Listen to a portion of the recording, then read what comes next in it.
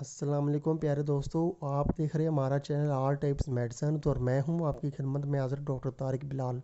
उम्मीद करता हूं कि पहले की तरह से आप बिल्कुल खैरियत से होंगे।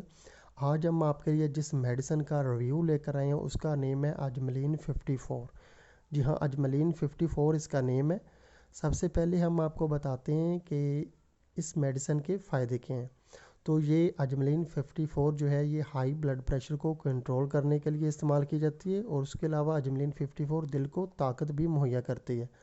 आगे हम आपको इसके साइड इफ़ेक्ट के बारे में बता देते हैं कि अजमलीन 54 एक यूनानी और हर्बल मेडिसन है और इसके किसी किस्म के भी कोई साइड इफ़ेक्ट नहीं है।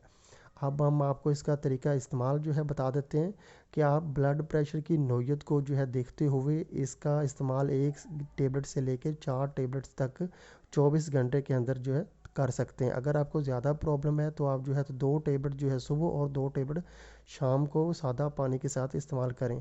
अगर आपको प्रॉब्लम जो है कम है तो आप 1 टेबलेट सुबह और 1 टेबलेट शाम को सादा पानी के साथ खा सकते हैं। ये इसका तरीका इस्तेमाल है। अब हम आपको इसकी प्राइस के बारे में जो है बता देते हैं कि अजमलीन 54 अजमल दवाखाना पाकिस्तान का रजिस्टर्ड दवाखाना है, उसकी ये जो है मेडिसन है।